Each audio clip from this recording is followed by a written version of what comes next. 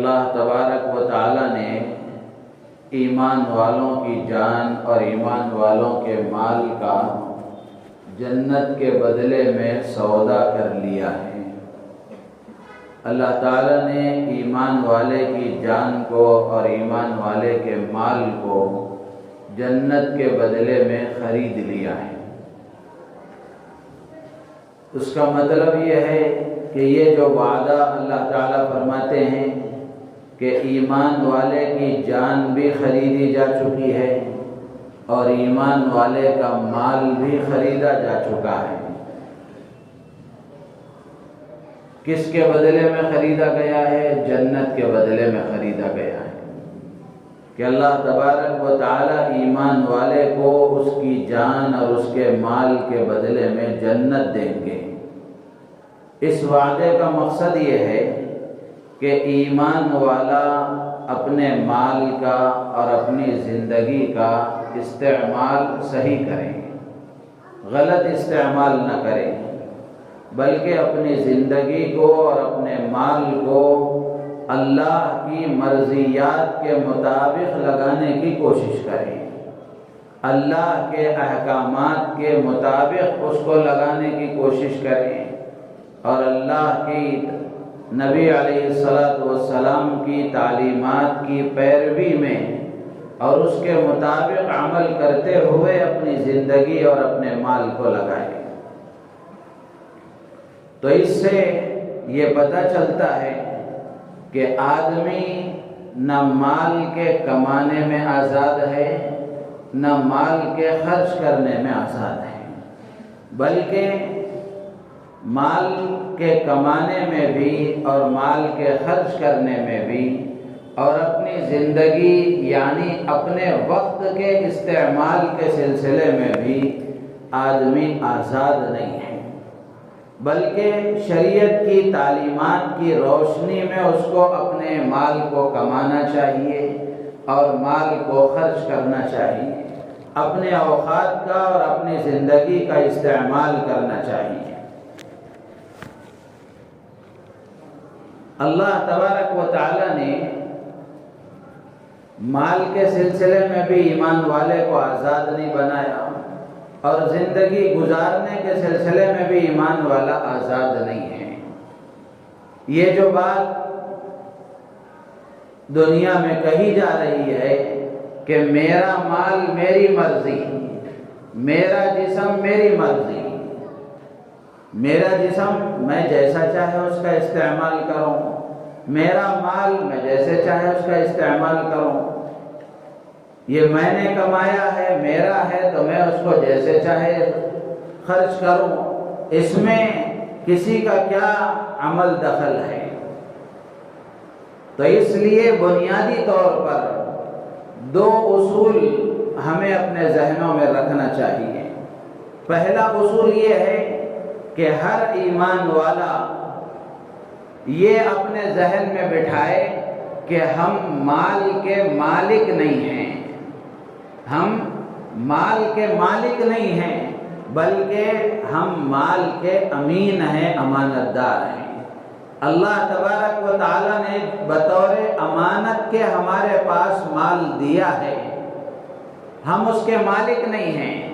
دنیا میں جس کے پاس جو بھی دولت ہے وہ ساری دولتوں کا مالک تنے تنہا اللہ ہے۔ جس کو اللہ نے جتنا جو مال دیا ہے وہ بطور امانت کے اس کے پاس ہے۔ اب امانت کا تقاضا یہ ہے کہ بندہ امانت دار اسی وقت کہلائے گا جب وہ مال کا استعمال اللہ کی مرضی کے مطابق کرے گا، اللہ کے حکم کے مطابق کرے گا، مال کا صحیح استعمال کرے گا، شریعت جہاں خرچ کرنے کے لیے کہے وہاں خرچ کرے گا، جیسے کمانے کے لیے کہے ویسے کمائے گا، تو یہ بندہ امانت دار کہلائے گا۔ اور اگر اللہ کے حکموں کو چھوڑ کر سرکار دو عالم صلی اللہ علیہ وسلم کی تعلیمات کو چھوڑ کر اگر بندہ منمانی طریقے سے اور شریعت کو پیٹھ پیچھے ڈال کر مال کو کمائے گا، مال کو خرچ کرے گا، تو یہ اللہ کی بارگاہ میں اور اللہ کی عدالت میں خیانت کرنے والا شمار کیا جائے گا، اس لیے کہ مال اس کے پاس ہے، یہ بطور امانت کے ہے، مال اس کے پاس بطور امانت کے ہے۔ یہ ایک اصول ہمارے ذہن و دماغ میں ہونا چاہیے۔ جب بندہ یہ سمجھے گا کہ میں اس مال کا مالک نہیں ہوں بلکہ اس مال کا امین ہوں، امانت دار ہوں، تو آدمی اس کا استعمال اسی طریقے سے کرے گا جس طرح کرنے کے لیے کہا گیا۔ آج مال کا غلط استعمال جو ہو رہا ہے اس کی وجہ یہی ہے کہ میرا مال میری مرضی، میں اپنے مال کو جیسے چاہے خرچ کروں، اس میں کوئی دوسرا ڈائریکشن کیوں دے، کوئی دوسرا رہبری کیوں کرے۔ تو اس لیے میرے عزیز و دوست بزرگوں، ایک اصول یہ ہے۔ دوسرا اصول یہ ہے کہ اللہ تبارک و تعالیٰ نے مال کے سلسلے میں بلکہ زندگی کے گزارنے کے ہر موڑ اور ہر شعبے کے سلسلے میں اللہ نے بندے کی مکمل رہنمائی فرمائی ہے۔ مال کے سلسلے میں بھی مکمل رہنمائی فرمائی گئی ہے کہ مال کو کیسے حاصل کرنا چاہیے، اس کے حاصل کرنے کے حلال اور جائز طریقے کیا ہیں، اور کن چیزوں میں خرچ کرنا چاہیے، کہاں خرچ کرنا چاہیے، کہاں نہیں کرنا چاہیے، کیسے حاصل کرنا چاہیے اور کن جگہوں سے حاصل کرنے سے بچنا چاہیے۔ یہ ساری رہنمائی اللہ نے مکمل طریقے سے فرمائی ہے، تعلیمات موجود ہیں۔ شرط یہ ہے کہ آدمی اس کو معلوم کرے۔ بندہ ہونے کا تقاضا یہ ہے کہ بندہ صحیح طریقے سے اس کو معلوم کر کے اس کے مطابق عمل کرنے والا بنے۔ تو مال کے سلسلے میں یہ دو اصول ہمیں ذہن میں رکھنا چاہیے۔ ایک تو یہ ہے کہ ہم مال کے مالک نہیں ہیں، مال ہمارے پاس اللہ نے امانت کے طور پر دیا ہے، اور امانت کے طور پر دینے کا تقاضا یہ ہے کہ ہم اس کا استعمال ویسا کریں جیسے اللہ چاہتا ہے، ہم مال کا استعمال ویسے کریں جیسے اللہ کے نبی نے بتایا ہے۔ اگر اس کے خلاف ہم کریں گے تو پھر یہ امانت میں خیانت ہو جائے گی۔ دوسرا یہ ہے کہ مال کے سلسلے میں اللہ نے اور اللہ کے رسول صلی اللہ علیہ وسلم نے جو تعلیمات دی ہیں، جو رہبری فرمائی ہے، جو رہنمائی فرمائی ہے، اسی کے مطابق ہم اپنے مال کو کمانے اور خرچ کرنے کی کوشش کریں۔ کیا رہنمائیاں ہیں، کیا تعلیمات ہیں، اللہ نے مال کے سلسلے میں کیا تعلیمات دی ہیں؟ تو قرآن و حدیث کی روشنی میں اگر دیکھا جائے تو دو چار باتیں ہیں۔ پہلی بات یہ ہے کہ جائز اور حلال طریقے سے آدمی مال کمائے۔ مال کمانا غلط چیز نہیں ہے، تجارت کرنا غلط چیز نہیں ہے، کاروبار، بزنس، ملازمت کرنا، روزی کمانے اور حاصل کرنے کا کوئی نہ کوئی حلال طریقہ اختیار کرنا یہ غلط نہیں ہے بلکہ اس کی ترغیب دی گئی ہے۔ یہ تو آدمی کے ذمہ فریضہ ہے، فرض ہے۔ تو اس لیے پہلی بات یہ ہے کہ آدمی مال حلال طریقے سے کمائے، حلال طریقے سے کمائے۔ خود بخود اس سے سمجھ میں آتا ہے کہ آدمی حرام طریقے سے اپنے آپ کو بچائے، جائز طریقے سے کمائے تو ناجائز طریقے سے اپنے آپ کو بچائے۔ اور دوسری بات یہ ہے کہ مال کو اپنی ذات پر، اپنے اہل و عیال پر خرچ کرنے کی اسلام نے، شریعت نے اجازت دی ہے، بلکہ اس کو ذمہ داری قرار دیا ہے۔ اپنی جان بچانے کے لیے اپنے مال کے ذریعے سے اپنی ذات پر خرچ کرنا، حدیث میں اس کو صدقہ کہا گیا۔ آدمی اپنی ذات پر جو کچھ خرچ کرتا ہے اس پر بھی اللہ اسے صدقے کا ثواب دیتے ہیں۔ تو اپنی ذات پر خرچ کرنا، اپنے اہل و عیال پر خرچ کرنا، بیوی بچوں پر خرچ کرنا، یہ بھی شریعت کی تعلیم ہے بلکہ آدمی کی ذمہ داری ہے۔ ہاں شرط یہ ہے کہ خرچ کرنے میں درمیانی چال چلی، اعتدال کے ساتھ، میانہ روی کے ساتھ خرچ کرے، اس میں اسراف نہ کرے، حد سے تجاوز نہ کرے۔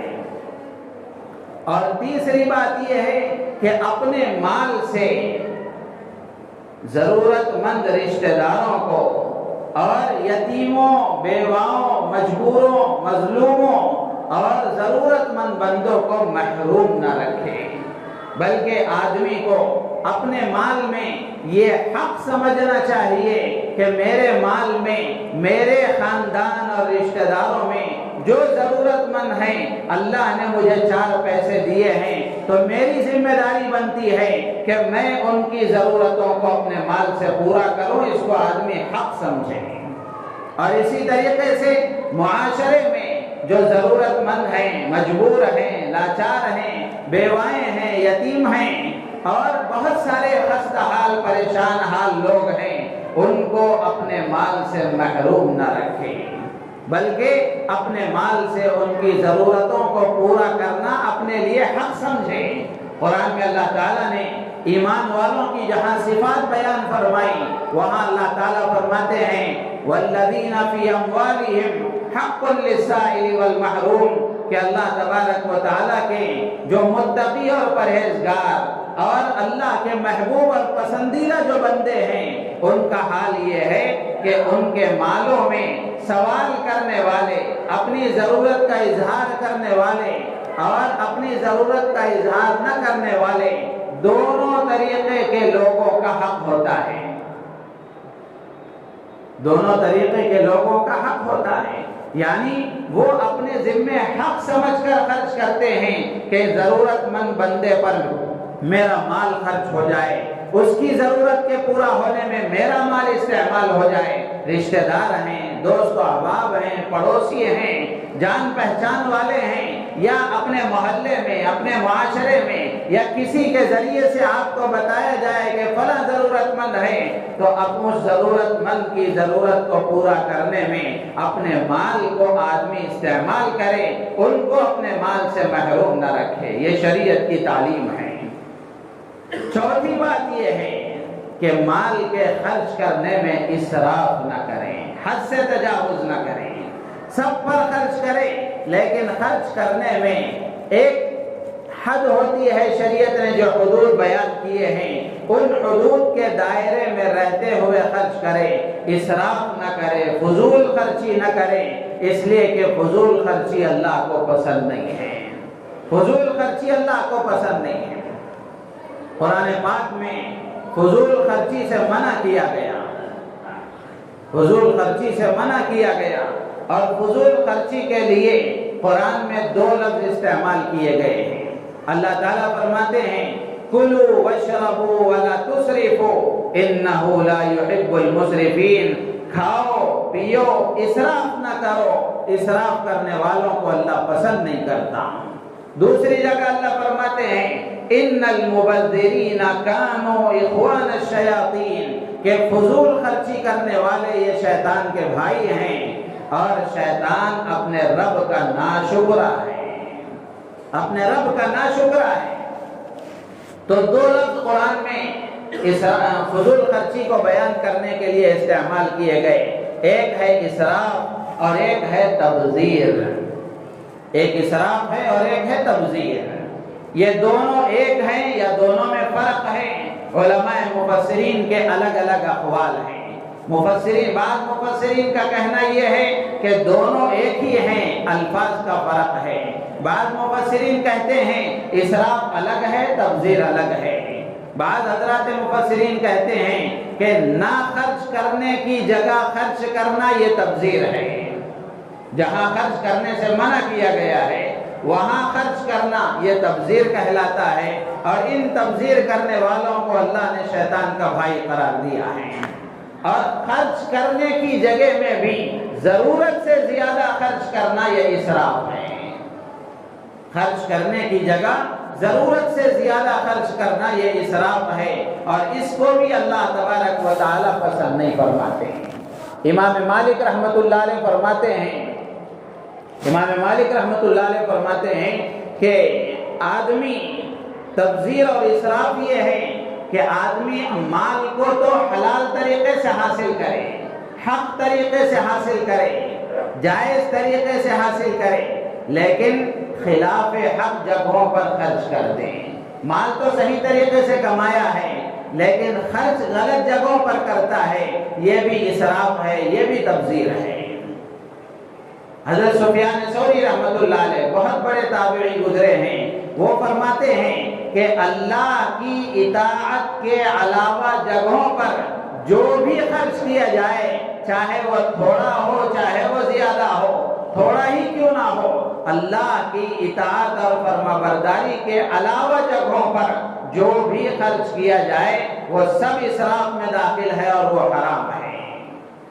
تو میرے عزیز و دوست بزرگوں، فضول خرچی سے شریعت میں منع کیا گیا ہے، فضول خرچی سے بچنے کی تاکید کی گئی ہے، اور فضول خرچی یہ معاشرے پر ایک بڑا بوجھ ہے۔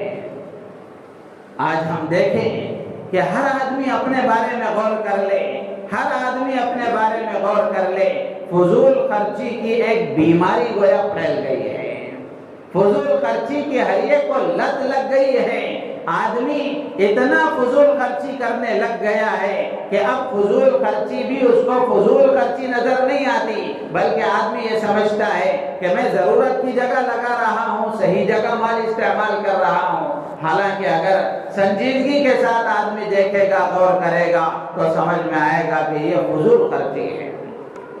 تو قرآن میں اللہ تبارک و تعالیٰ نے فضول خرچی سے منع فرمایا، اور فضول خرچی کرنے والوں کو شیطان کا بھائی قرار دیا۔ حضرات مفسرین کہتے ہیں کہ فضول خرچی کرنے والوں کو شیطان کا بھائی اللہ نے کیوں فرمایا، شیطان کا بھائی کیوں فرمایا؟ تو دو وجہ اس کی حضرات مفسرین نے لکھی ہیں۔ ایک وجہ یہ ہے کہ شیطان کا بھائی اس لیے کہا گیا ہے کہ آدمی مال کو اللہ کی مرضیات کے خلاف خرچ کرتا ہے، شیطان کے گویا وہ نقش قدم پر چل رہا ہے۔ شیطان کا کام کیا ہے کہ اللہ کی نافرمانی کرانا، جو کرنے کے لیے کہے وہ نہ کرنا، اور جو نہ کرنے کے لیے کہے وہ کرنا، یہ شیطان کا کام ہے۔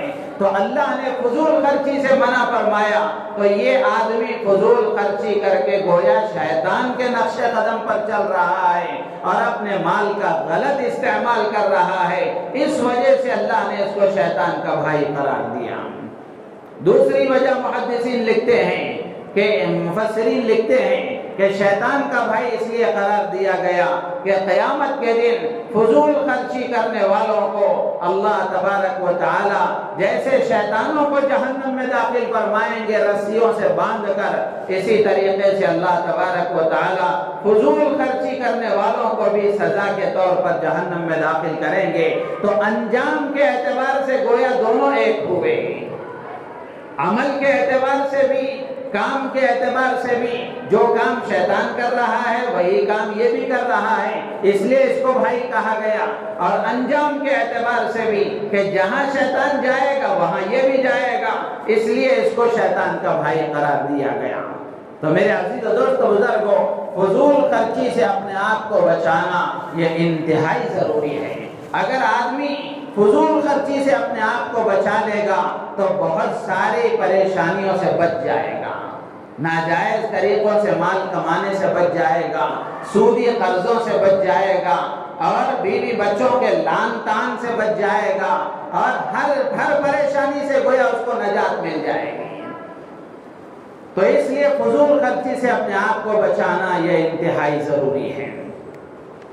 اب اگر ہم اپنے معاشرے پر نظر ڈالیں گے کہ فضول خرچی کہاں کہاں ہو رہی ہے، فضول خرچی کے مواقع کیا ہیں، کہاں کہاں فضول خرچی ہو رہی ہے، علماء نے لکھا ہے کہ فضول خرچی کا پہلا موقع ہے تعمیرات میں، بلڈنگوں کے بنانے میں، تعمیرات میں۔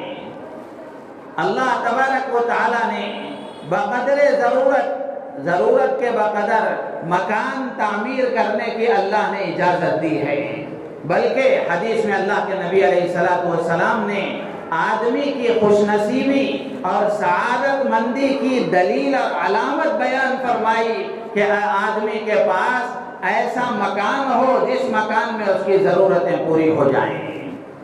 ایسا مکان جس مکان میں آدمی چین و سکون سے زندگی گزارے، کسی کو ایسا مکان میسر ہو جاتا ہے تو یہ اس کے لیے اللہ کے نبی نے خوش نصیبی کی اور سعادت مندی کی علامت قرار دیا۔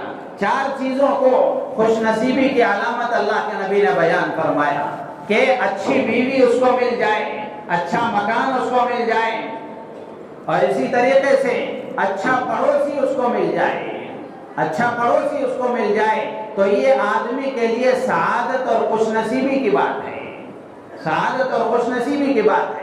اور اسی طرح بدبختی اور بدنصیبی کی بات یہ ہے کہ آدمی کو ایسا مکان میسر ہو جائے جس میں اس کے لیے چین و سکون نہیں ہے، تنگی ہے، رہنے کے لیے صحیح طریقے سے انتظام نہیں ہے اور اس میں راحت بخش انتظام نہیں ہے، تو ایسا مکان آدمی کے پاس ہونا یہ اس کے لیے بدبختی اور بدنصیبی کی بات ہے۔ بد اخلاق بیوی مل جائے، بدتمیز بیوی مل جائے، یہ اس کے لیے بدنصیبی کی بات ہے۔ برا پڑوسی مل جائے، یہ اس کے لیے بدنصیبی کی بات ہے۔ تو یہ بقدر ضرورت مکان کی تعمیر اور ضرورت کے بقدر مکان بنانا، اس کی شریعت میں گنجائش دی گئی ہے اور اس کو سعادت کی علامت قرار دیا گیا ہے۔ لیکن تعمیرات میں بے جا اسراف کرنا، بے جا خرچ کرنا شریعت اس سے منع کرتی ہے، شریعت میں اس سے منع کیا گیا ہے۔ رسول اللہ صلی اللہ علیہ وسلم کے زمانے کا ایک واقعہ ہے کہ اللہ کے نبی علیہ السلام ایک مرتبہ جا رہے تھے، آپ نے دیکھا کہ ایک پکا مکان کو پکے طریقے سے بنایا گیا ہے۔ اللہ کے نبی نے دیکھا تو پوچھا کہ یہ پکا مکان کس کا ہے؟ تو بتایا گیا فلاں انصاری صحابی کا ہے۔ اللہ کے نبی علیہ السلام نے کچھ نہیں کہا، آپ واپس چلے گئے۔ جب آپ کی مجلس لگی مسجد نبوی میں، صحابہ حاضر ہوئے تو وہ گھر کے مالک صحابی بھی آئے اور آ کر جب انہوں نے سلام کیا، اللہ کے نبی علیہ السلام نے ان کے سلام کا جواب نہیں دیا، آپ نے چہرہ پھیر لیا۔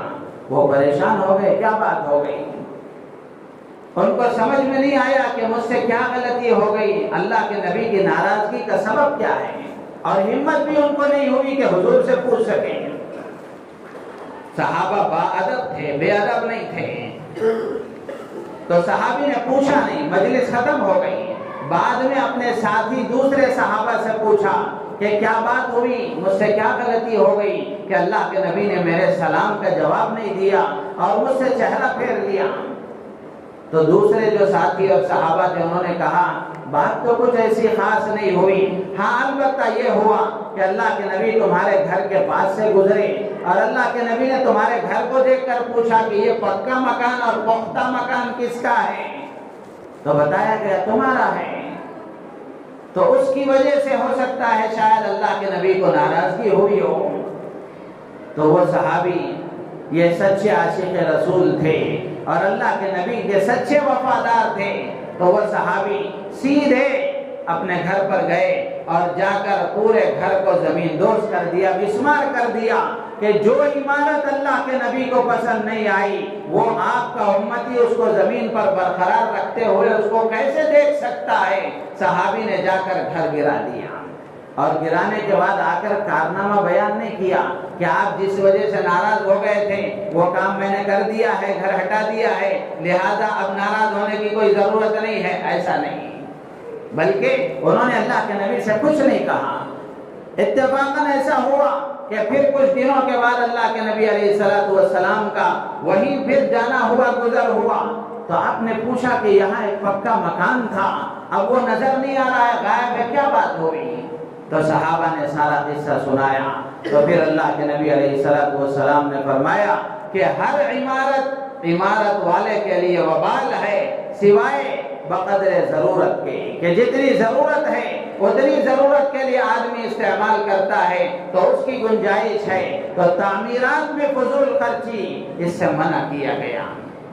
ایک بزرگ نے ایک واقعہ لکھا ہے، گجرات کے کسی علاقے میں وہ ایک گھر میں گئے، نیا گھر تھا، اس کا افتتاح تھا اور اس میں دعا کے لیے وہ ان کو لے کر گئے، اور جانے کے بعد میں جب وہ بیٹھے تھے تو وہ صاحب مکان، وہ گھر والے کہنے لگے کہ حضرت یہ جو نل ہے یہ نل 80,000 کا ہے، یہ نل 80,000 کا ہے۔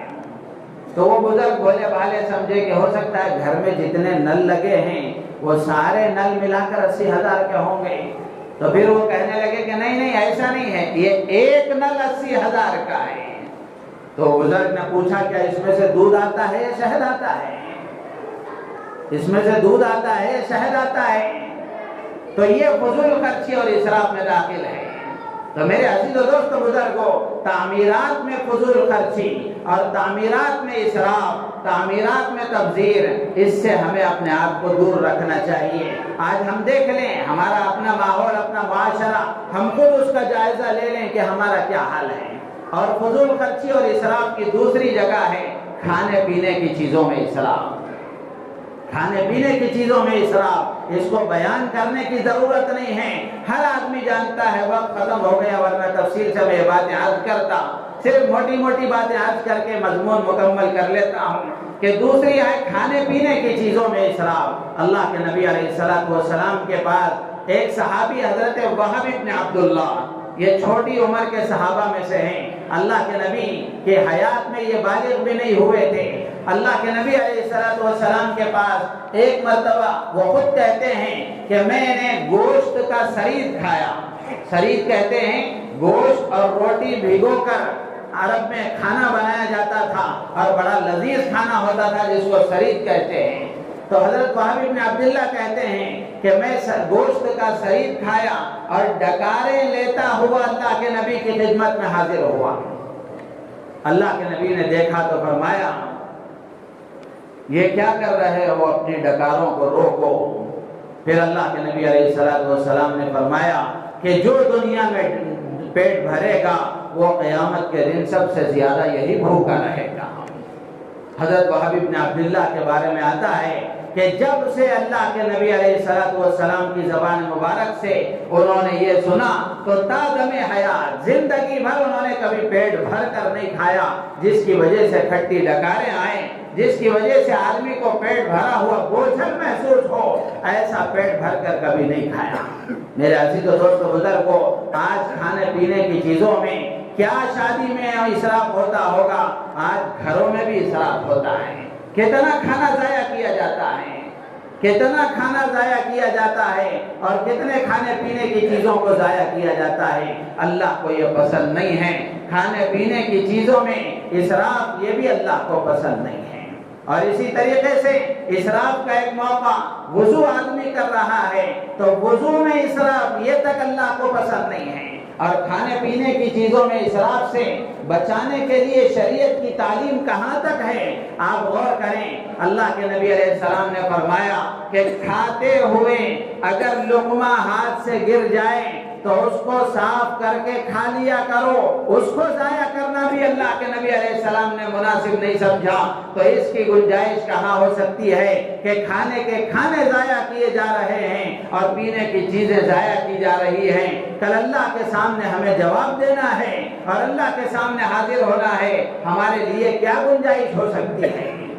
یہ کھانے پینے کی چیزوں میں اسراف سے بچنے کی تعلیم شریعت نے دی ہے کہ لقمہ گر جائے تو اس کو بھی صاف کر کے کھا لو، پلیٹ صاف کر لو، انگلیوں کو چوس لو، اس لیے کہ اس میں بھی اسراف کو پسند نہیں کیا گیا۔ اور وضو میں عبادت ہے وضو، لیکن اس میں بھی اسراف کو پسند نہیں کیا گیا۔ ایک مرتبہ اللہ کے نبی علیہ السلام حضرت سعد بن ابی وقاص رضی اللہ تعالیٰ وضو کر رہے تھے، آپ کا گزر وہاں سے ہوا تو آپ نے دیکھا کہ یہ سعد یہ کیا کر رہے ہو، وضو میں اسراف کر رہے ہو۔ حضرت سعد بن ابی وقاص رضی اللہ تعالیٰ عنہ نے پوچھا کہ اللہ کے نبی کیا وضو میں بھی اسراف ہوتا ہے؟ اللہ کے نبی علیہ السلام نے فرمایا ہاں وضو میں بھی اسراف ہوتا ہے۔ وضو میں بھی اسراف سے اپنے آپ کو بچاؤ، بھلے تم بہتی نہر کے کنارے پر ہی کیوں نہ بیٹھے ہو، وہاں بھی پانی کا اسراف کرنا اللہ کے نبی علیہ السلام نے اس سے بھی منع فرمایا۔ محدثین اس حدیث کی تشریح میں لکھتے ہیں اس کا اللہ کے نبی علیہ السلام کے ارشاد کا مطلب یہ ہے کہ 3 مرتبہ سے زائد کسی عضو کو دھونا یہ اسراف میں شمار کیا گیا۔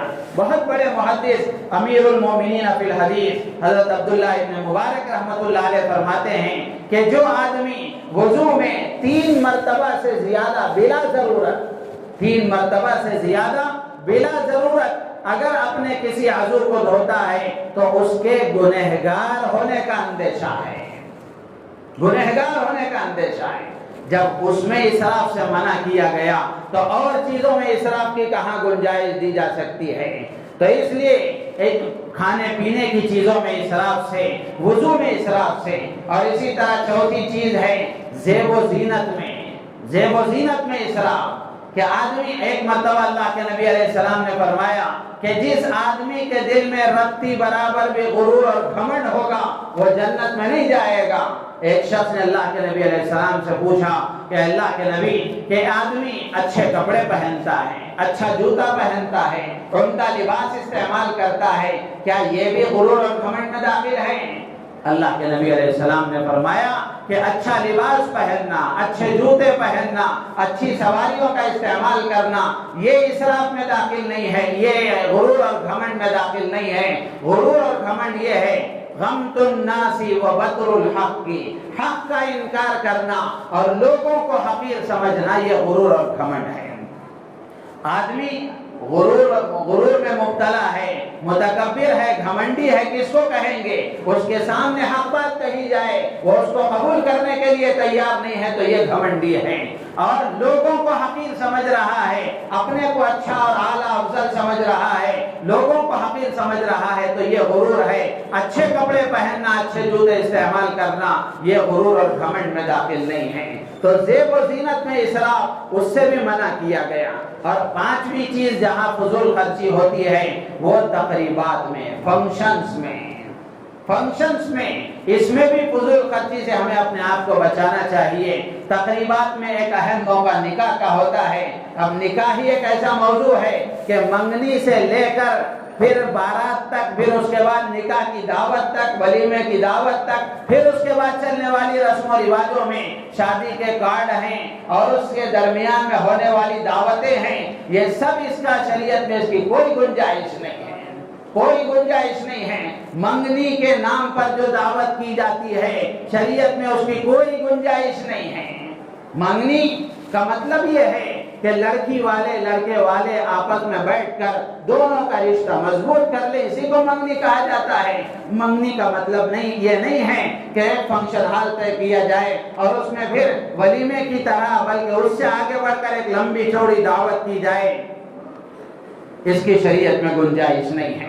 منگنی کے نام پر جتنا پیسہ خرچ کیا جاتا ہے اور اس میں دعوت میں جتنا پیسہ خرچ کیا جاتا ہے، 2-4 غریب بچیوں کی شادی ہو جاتی ہے، اور پھر اس کے بعد بارات کے نام پر جو نکاح سے پہلے جوڑے گھوڑے وغیرہ کی رسمیں چلتی ہیں اور نہ جانے کیا کیا چلتی ہیں، اس وقت میں جو پیسے خرچ کیے جاتے ہیں اس میں بھی کسی نہ کسی غریب بچی کا نکاح ہو سکتا ہے۔ شادی کے کارڈ اب تو اپنی ناک کا مسئلہ ہو گئے، جو جتنا بڑا مالدار وہ اتنے زیادہ پیسے خرچ کر کے شادی کے کارڈ بنواتا ہے۔ اب تو حال یہ ہے کہ شادی کے کارڈ کی جو رقم ہے اس میں بھی ایک غریب بچی کا کم سے کم خرچ میں نکاح ہو سکتا ہے، اور فنکشن ہال میں ڈیکوریشن کے نام پر جو پیسہ خرچ کیا جاتا ہے اور اسراف کیا جاتا ہے اس میں بھی ایک غریب بچی کا نکاح ہو سکتا ہے۔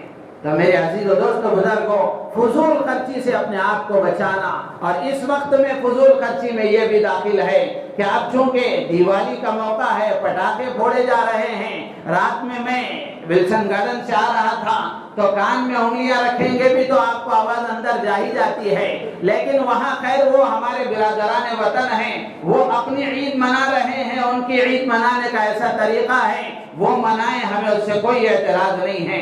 لیکن یہاں جب اپنے گھر کے پاس پہنچا تو گھر کے سامنے آزو بازو بھی ہمارے مسلمان بچے پٹاخے پھوڑ رہے ہیں۔ دین اسلام میں تو اس کی کوئی گنجائش نہیں ہے، یہ بھی اسراف میں داخل ہے۔ اور فضول خرچی کا نقصان یہ ہے کہ فضول خرچی اللہ کو ناراض کرنے کا سبب ہے، اور فضول خرچی کی وجہ سے آدمی چاہے کتنا ہی مالدار کیوں نہ ہو، خرچ کرتا رہے گا، ایک نہ ایک دن کنگال ہو جائے گا، فقیر ہو جائے گا۔ ایک مناسب انداز سے آدمی خرچ کرے تو اس کے مال کی حفاظت بھی ہوتی ہے۔ اور اسی طرح فضول خرچی کا نقصان یہ ہوتا ہے، جیسے نکاح کے موقع پر ایک آدمی 10 لاکھ روپے مثال کے طور پر خرچ کرتا ہے، تو اب اس کے برابر کی کیٹیگری کا آدمی اگر اس کے پاس اتنی حیثیت نہ بھی ہو، وہ ناک کا مسئلہ بنا کر اور اپنے اسٹیٹس کو برقرار رکھنے کے لیے آدمی اتنے پیسے خرچ کرنے کو اپنے لیے ضروری سمجھتا ہے، تو ایک کی فضول خرچی دوسرے کے لیے مشکل میں ڈالنے کا سبب بن جاتی ہے۔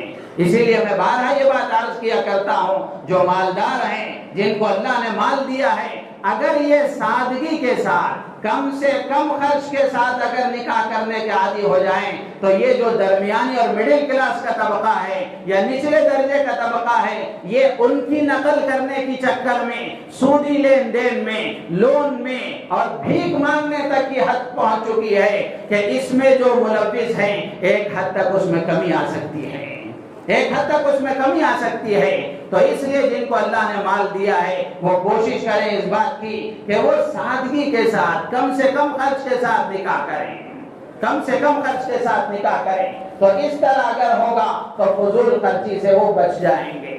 اور اسی طریقے سے میرے عزیز و دوست بزرگوں، جہیز کے نام پر جو پیسے خرچ کیے جاتے ہیں اس کی وجہ سے نہ جانے کتنی مسلمان بچیاں غیروں کے حوالے ہو گئیں، مسلمان بچیاں غیروں کے حوالے ہو گئیں۔ یہ جہیز کی لعنت کے نقصانات ہیں کہ اس کی وجہ سے ہماری مسلمان لڑکیاں غیروں کے حوالے ہو گئیں، یا پھر اپنے جسم بیچنے تک کے لیے وہ مجبور ہو گئیں، یا اس سے آگے بڑھ کر ہماری مسلمان بچیاں غیروں کے جہاں جا کر ان کے ہاں کام و کاج کرنے کے لیے اور ان کی آفسوں میں ملازم کے طور پر، ان کی کمپنیوں میں ملازم کے طور پر کام کرنے کے لیے مجبور ہو گئیں۔ ظاہر سی بات ہے کہ ایک مسلمان نوجوان لڑکی کسی کے ہاں جائے گی تو اس کی عزت خطرے میں ہو جاتی ہے۔ اور اسی طریقے سے یہ جہیز کی لعنت کی وجہ سے اس کا نقصان یہ ہو رہا ہے کہ ماں باپ لون لینے پر مجبور ہو گئے، بھیک مانگنے پر مجبور ہو گئے۔ کتنے لوگ آتے ہیں، شادی کا خرچ برداشت کرنے کی استطاعت نہیں ہے، بچی کی 1 مہینے میں شادی ہے، اس لیے بھیک مانگنے پر مجبور ہو گئے۔ تو اس لیے میرے عزیز و دوست بزرگوں، یہ اس وقت کی سب سے بری بلا ہے جو ہمارے معاشرے میں رائج ہو چکی ہے۔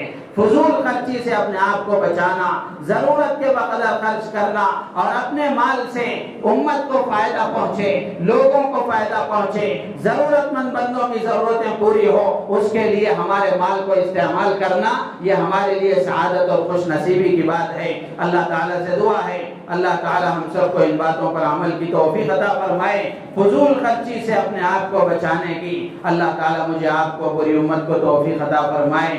آمین وآخر دعوانا الحمد